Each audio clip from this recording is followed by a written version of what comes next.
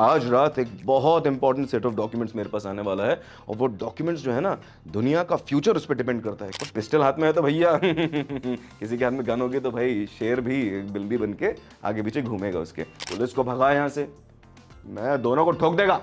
भगा पुलिस को यहाँ से। अगर तूने बताया उनको, जल्दी भगा, नहीं तो तू तो जानता है क्या होगा। तो कभी कभी होता है ना, अपन चल रहे हैं ऐसे जा रहे हैं और हाँ ये पकड़ चिट, तो वो वाला चीज़ है। मतलब आपको तो पता ही होगा, आई होप ना पता हो।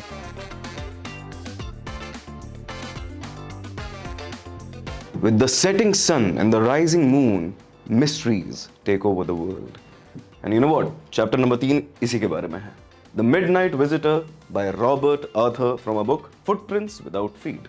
तो एक क्विक चैप्टर रिव्यू के साथ शुरू करते हैं। ऑथर का नाम रॉबर्ट आर्थर। Plot summary. तो अगर आपको डिटेक्टिव और स्पाई वर्ल्ड पसंद है तो यार ये वाली स्टोरी आपको बहुत पसंद आएगी, क्योंकि यहाँ पे दो स्पाइस से हम मिलेंगे। एक का नाम है ऑसेबल जो कि हमारा सेंट्रल कैरेक्टर है, और दूसरा है मैक्स जो कि इसका एनिमी है, एक एडवर्सरी है, इसका शत्रु है। और किस तरीके से कुछ ही क्षणों के अंदर अपना सिर्फ और सिर्फ दिमाग, अपनी बुद्धिमत्ता का प्रयोग करके ऑसेबल मैक्स को चकमा दे देता है। क्यों देना जरूरी है? क्योंकि बहुत इंपॉर्टेंट डॉक्यूमेंट्स होते हैं जिसके हाथ नहीं पड़ने चाहिए। और कैसे होता है ये सारी चीजें जानते हैं इस कहानी में। पर कहानी को जानने से पहले उनके पात्रों के बारे में थोड़ा जान लें। तो ऑसेबल, अब ऑसेबल कौन है? हमारा मेन कैरेक्टर। अब ये हमारा रेगुलर जेम्स बॉन्ड नहीं है या गोपीचंद भी नहीं है। ये थोड़ा सा मोटू सा, छोटू सा, थुलथुला सा आदमी है। इसको देख के कभी भी नहीं लग सकता कि यार ये एक स्पाई या डिटेक्टिव हो सकता है, क्योंकि अदरवाइज स्पाइस तो बहुत ही ज्यादा टेढ़ा टेढ़ा टाइप के होते हैं ना। बट ये वैसा नहीं है। ये कैसा है? ये बहुत ही लेजी सा दिखने वाला है, पर उसका दिमाग जो है ना वो चाचा चौधरी की तरह है, कंप्यूटर से भी तेज चलता है। दूसरा पात्र है हमारा मैक्स। ये है एनिमी। अब ये भी छोटू सा है but he is comparatively fit, Ausable के कंपैरिजन में एटलीस्ट। और ये आता है वहां पे एक गन लेकर और उसको बोलता है, खबरदार जो भी डॉक्यूमेंट तुम्हारे पास है ना, आज मुझे ये चाहिए, क्योंकि तू इसे हैंडल नहीं कर सकता, मैं हैंडल करूंगा। और ऐसी ओवर कॉन्फिडेंस में इसका क्या होता है जानने के लिए बने रहिएगा। और फाउलर नाम का एक और इंसान है जो कि एक नॉवलिस्ट है, एस्पायरिंग नॉवलिस्ट है। मतलब वो चाहता है कि बहुत अच्छा राइटर बने। और क्या है उसका सब्जेक्ट ऑफ चॉइस?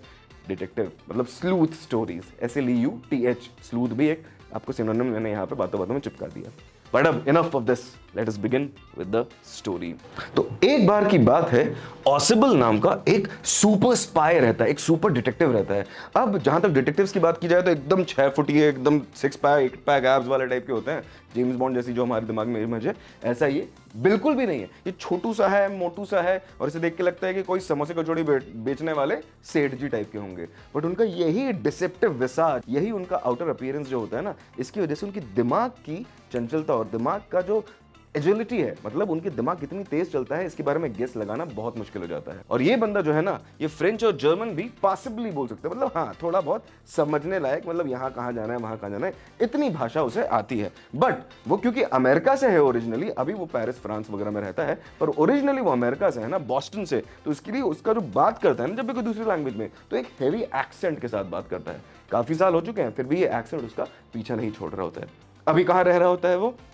तो ऑसेबल एक फ्रेंच होटल के 6th फ्लोर, जो कि टॉप फ्लोर भी है, वहां रह रहा होता है। अब ये डिटेल जानना क्यों जरूरी है, कहानी जैसे आगे बढ़ेगी तब आपको समझ में आएगा।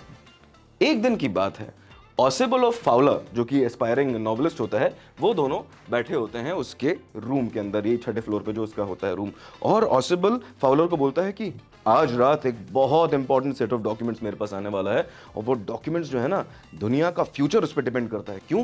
क्योंकि उस डॉक्यूमेंट्स के अंदर न्यू मिसाइल सिस्टम के बारे में कुछ बहुत ही ज्यादा टॉप सीक्रेट जानकारी है, जो कि गलत हाथों में नहीं पड़नी चाहिए। मतलब जितनी भी जेम्स बॉन्ड वगैरह टाइप की मूवीज होती है ना, उसी टाइप की मूवी का कार्यक्रम चल रहा होता है। रात का समय होता है, और जैसे ही वो धीरे धीरे करते हुए अपने 6ठे माले का जो उनका रूम होता है, ऑसेबल का रूम होता है, उसे खोल के अंदर घुसते ही हैं, और सामने क्या पाते हैं? सामने खड़ा होता है एक आदमी, पतला सा होता है, ज्यादा लंबा नहीं होता, ऑसेबल से थोड़ा लंबा, और उसके हाथ में होती है एक गन। उसे देख के फाउलर तो हैरान परेशान, बट ऑसेबल क्योंकि वो बहुत ही चालाक और चतुर है, अपने चाचा चौधरी अंग्रेज का, वो आराम से खड़ा होता है। ओके मैक्स ऐसे करके वहां पे खड़ा होता है, और मैक्स बोलता है, मुझे पता है कि तुम्हारे पास बहुत इंपॉर्टेंट डॉक्यूमेंट्स आने वाले हैं आज रात, तुम उसे डिजर्व नहीं करते। मैं सोचता हूं कि मेरे पास वो ज्यादा सेफ रहेंगे, तो चल वेट कर, डॉक्यूमेंट्स आएंगे तो मेरे को हैंड ओवर करना। तो यहाँ पे ये बात जानना बहुत जरूरी है कि अगर पिस्टल को हटा दिया जाए ना मैक्स के हाथों से, तो वो कुछ ज्यादा इंपोजिंग सा फिगर नहीं, मतलब ज्यादा इंटिमिडेटिंग सा फिगर नहीं है वो। तो पिस्टल हाथ में है तो भैया किसी के हाथ में गन होगी तो भाई शेर भी बिल्ली बन के आगे पीछे घूमेगा उसके। बट ऑसेबल ऐसा नहीं है, फाउलर ऐसा जरूर है। अब क्या होता है, Ausable handled max very cleverly. वो जानता था मैक्स को किस तरीके से, क्योंकि बहुत पुराना एनिमी होता है उसको। वो क्या बोलता है, अच्छा यार ये फिर से हो रहा है। क्या फिर से हो रहा है? छठे फ्लोर पे रह रहा हूं मैं, फिर भी यहाँ पे फिर भी कोई मेरे रूम में घुसे चला आ रहा है। ये तो बहुत ही गलत बात है। ये मेरे को अथॉरिटी से कंप्लेन करना पड़ेगा। ये बाहर की जो बालकनी है ना, ये बालकनी का थोड़ा कुछ करना पड़ेगा। मेरा तो पूरा सिक्योरिटी कॉम्प्रोमाइज्ड है। और मैक्स क्या बोलता है, मैं बालकनी से थोड़ी ना आया हूं, मैं तो बाहर से एकदम अपना वो क्या बोलता है, I pick the lock and then I entered. But anyway, अच्छा वो तूने बता दिया क्या है। फाउलर यहाँ वो सुन रहा होता है। और कुछ समय बाद क्या होता है कि वो पूछता है कि तू ये सब बातें मत कर, ये क्या कर रहा है पता नहीं, यहाँ हमारी बातें। कितने बजे आने वाला है? बोला 31 मिनट्स लगेंगे अभी तो आने में उसको एग्जैक्ट में। अच्छा ठीक है। तो बैठ के वो लोग वेट कर रहे होते हैं और यहाँ पे बीचों बीच थोड़ी बहुत वार्तालाप वगैरह हो रहा होता है इनके बीच में, जहाँ पे ऑसेबल उसकी थोड़ी टांग खिंचाई कर रहा होता है। बेसिकली वो बताऊँ क्या कर रहा होता है, वो मैक्स का ध्यान भटकाने की कोशिश कर रहा होता है, ओवरलोड कर रहा होता है उसे अलग अलग उल्टी पुल्टी प्रकार की इंफॉर्मेशन से। कुछ समय बाद वहां पर एक टक टक टक टक टक टक करके दरवाजे पे एक बहुत लाउड नॉइज होती है, एक नॉकिंग साउंड आती है और मैक्स और फाउलर सब उचक जाते हैं। और ऑसेबल बोलता है मैंने तुम्हें बातों में उलझाए रखा, पता है कौन है? मैक्स बोलता है कौन है कौन है? तो पुलिस। Police police? वो बोलता है ऐसे, पुलिस को भगा यहां से, मैं दोनों को ठोक देगा, भगा पुलिस को यहां से। और ऑसेबल बोलता है कि अगर तूने मुझे मारा तो भी पुलिस अंदर आएगी दरवाजा तोड़ के, और अगर मैंने दरवाजा नहीं खोला तो पक्का ही पुलिस आएगी, क्योंकि उसे लगेगा कुछ ना कुछ गड़बड़ हो रही है। और मैक्स क्या करता है फिर, वो मैक्स जाता है उस खिड़की के पास जहां पे सपोजिटली बालकनी होती है, और वहां बालकनी के पास जाके एक पैर बाहर रख के ऐसे गन ताने हुए वो ऑसेबल को बोलता है, अगर तूने बताया उनको जल्दी भगा, नहीं तो तू तो जानता है क्या होगा। ऐसे करके धमका रहा होता है।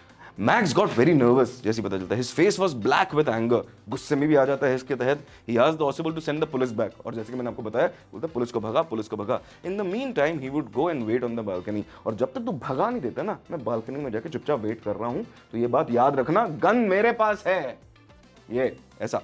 Max jumped on to the balcony, और मैक्स फटाक से बालकनी में कूद जाता है, और इस तरीके से ऑसेबल उस क्षण के लिए मैक्स से बच जाता है। बट दरवाजा धीमे से जैसे ही खुलता है तो वहां पे कोई पुलिस नहीं है। कुछ समय पहले ऑसेबल साहब ने रूम सर्विस को ऑर्डर किया था, वही रूम सर्विस लेके वेटर वहां पे आता है, और बहुत ही बढ़िया तरीके से ऑसेबल इस तरीके से मैक्स को चकमा देता है। फाउलर भी बोलता है, वाह यार, मेरे को देख के तो नहीं लगता था कि मेरे को अच्छी डिटेक्टिव स्टोरी मिलेगी, पर एक नंबर कर रहे, बहुत तेज दिमाग है तेरा।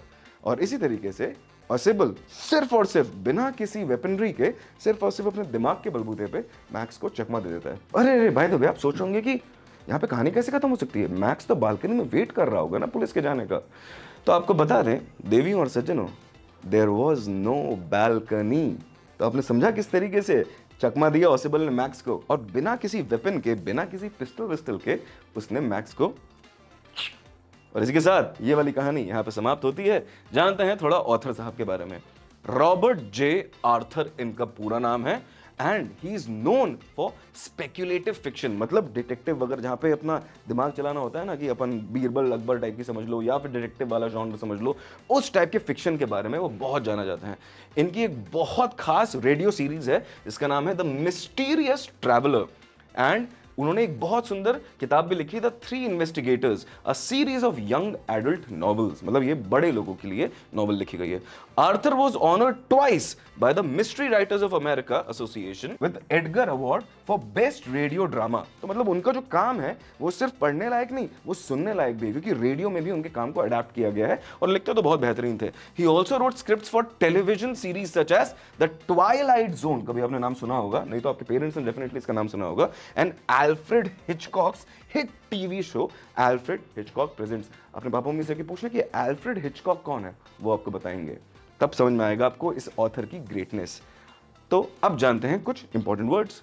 Musty, it is relating to smell, smelling of mould. Mould type की एक चीज होती है जिसके अजीब सी सौंधी सी स्मेल होती है, उसको मस्टी बोलते हैं। तो मस्टी क्या होता है? It is a kind of smell, इतना याद रखना है। ग्लूमी, cheerless, मतलब कभी कभी होता है ना, we have bad days, तो लगता है कि अरे यार सभी खराब है, मतलब even though it's bright outside but still you feel grey inside.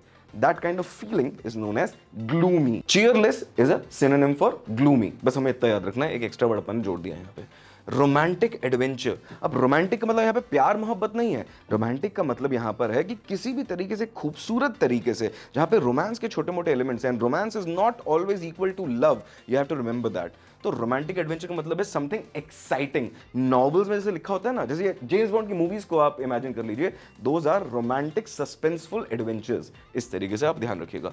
Accent, तो हमारे जमाने में ऐसा कभी हुआ करता था, मतलब हिंदी बोलने की कोशिश कर रहा हूं बट एक अंग्रेज का एक्सेंट आ रहा है, तो मतलब जो व्यक्ति एक दूसरे देश से आता है उसको एक दूसरी लैंग्वेज की आदत पड़ी होती है और वो कोई तीसरी लैंग्वेज बोलने की कोशिश कर रहा होता है, तो अपने एक्सेंट को साथ में लेके आता है। तो मतलब a distinctive way in which people in a particular area या फिर कंट्री और सोशल ग्रुप प्रोनाउंस वर्ड्स, तो वर्ड्स की प्रोनाउंसिएशन से रिलेटेड है एक्सेंट का मतलब।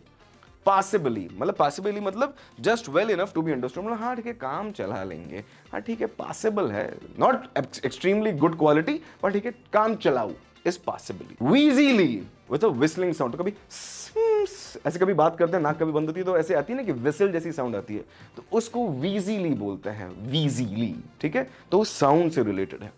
एस्पियोनाज, स्पाइंग, एस्पियोनाज का सिंपल सा मतलब है स्पाई करना या फिर छुपे रुस्तम बन के चीजों को जानना। तो कभी कभी ऐसा होता है ना कि अपन भाई बहन के, बड़े भाई बहन के रूम के बाहर खड़े होकर कान लगा के सुन रहे होते हैं, तो you are engaged in espionage, मतलब स्पाइंग, उनके ऊपर नजर रखी जा रही है चुपचाप। चुपचाप इज द कीवर्ड हियर।